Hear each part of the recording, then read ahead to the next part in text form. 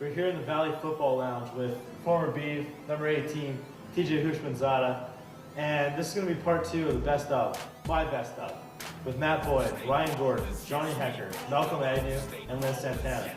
So let's see what they have to say. We're still here in the Valley Football Lounge with the offensive line in a huddle. Really cool place in here, by the way. Johnny Hekker, one of the funniest people I know, as I said in the interview, and just an all-around really, really good guy. I asked Johnny what it was like to get the call from Coach Riley, hey, Hekker, fake punt, let's go. And I asked him what the feeling was like when he got onto the field, ran on the field, did his thing, looked up to God, and here's what he had to say. Like I said, you played quarterback in high school. Correct. You went 4 for 5 here. Right. As a punter, throwing the fake punts, 2 first downs. Right. So when Coach calls that play, Hekker, we're calling a fake punt, you're throwing. What was that feeling like? Oh man, the first one I definitely got so nervous. I was out there, my heart was beating, faster than I could keep up with, and I was just, you're just thinking in your mind, you better complete this dang pass, or else you're not going to throw another one the entire time here. So I was just went out there, just breathed a little bit, caught my breath. Didn't want to look too nervous, or else I didn't want the defense, cueing in.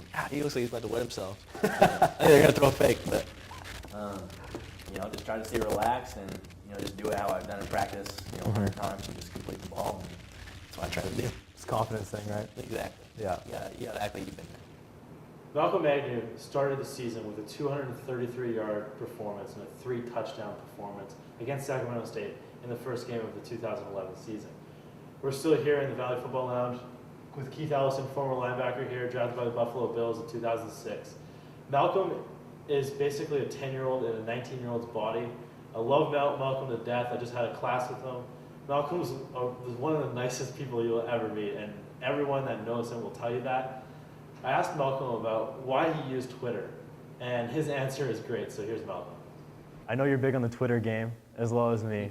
How do you use that to maybe connect with fans, or for your personal use? What do you like so much about it? It's not necessarily me, but everyone wants to be a celebrity. That kind of makes you feel like one, You have followers, people follow you like you're a celebrity. But I use it, I just say what's on my mind. I try to inspire people. I try to, say tweets about God, something I feel really strong about, or just inspiring tweets, to try to make people's days. My last interview was with Matt Boyd, who just got drafted in the 13th round by the Cincinnati Reds. Matt had a great career here, and he'll do great things in MLB, but he opened up to us a lot. Matt's a really good guy, and I asked him why the baseball program was so great every year, and this is what he had to say. You talked about Coach Casey earlier, talked about the coaching staff. What makes this program so great? What makes them put the product on the field like Oregon State baseball does every single year? Well, they get the best out of us, and they bring the right guys in. It's they got the type of player they want out there. All 35 guys, and they're all working for the same goal. Everybody wants to win a title, and everybody wants to be the best. Everybody aspires to play at the next level, and that's part of the reason why you got guys like this, and you see. Each year he puts out a contender. Everybody's working towards the same goal, and everybody wants to get better as a team, but as well as individually. And it makes all the difference when you have 35 guys that believe that you are the best, and that you can all work towards that same goal of reaching Omaha and winning that national title. It makes things pretty special. Coach gets the best out of everybody. We're here outside Goss Stadium, here in Oregon State University, home of the 2006-2007 national champion Beavers. Ryan Gorton, been a good friend since my freshman year. We had study tables together, fall of 2008, our freshman year, and me and Ryan just talked about a whole bunch of things, how he's played so many different positions here, how he likes Oregon State, how he likes the coaching staff. And finally, I asked him about the beard. I had to, and here's his answer. Ryan, everyone can see that you have a mustache going right now, pretty full one. What was the motive behind that, and how did you get it so nice?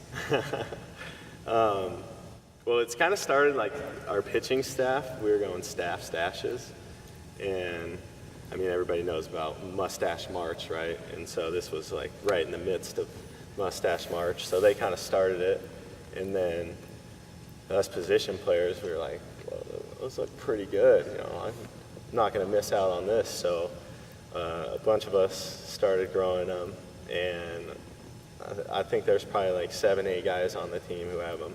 A bunch of the pitchers quit on it for whatever reason. I don't know why, because it looks awesome. But, you know, grew it out for a couple weeks. Might have put some darkener in it, you know, get it a little more full, trying to look a little more manly. You know, I need that for me. But yeah, so far we're having great success with it. I think the ladies love it. And yeah, we're just going to keep on riding it out. Love it. We're here at the OSU softball complex where Liz Santana absolutely dominated this year. She was a first-team All-Pac-12 selection, being her first season here at Oregon State, transferred from UC Davis. And me and Liz have become really close friends, and we talk a lot about the sport, how to be successful, and pretty much just life. And I knew that when I asked this question that she would answer it really well, and this is probably my favorite answer out of all the answers that I've heard. So here is what she had to say. Liz Santana, coming up to the plate, bottom of 7. Regionals. You guys are tied. You step up to the plate. What's going through your mind? Tie ball game, no runners on. You're first up to bat in the bottom of the 7th. What's going through your mind? Really, nothing goes through my mind, but just getting in the box and seeing the ball in my zone. Being able to put a good piece of my bat on that ball, and really just leaving it up to whatever happens, happens. As long as I know that I put the best swing on that ball, that's really all that matters to me as an individual, and also to my teammates as well as my coaches. And it's not about I guess, getting that hit. It's just about how you went into that at bat. And I think that that's what's made me so successful this year, is just going in and taking the best cut that I can, and knowing that I gave it my 100%, and knowing that my coaches see that, and my teammates. Well, that's it. I just wanted to say thanks to everyone, all the interviewees, everybody in the athletic department, Kiger Plews, Alice Crawford, David Fink, Matt Rowitzer.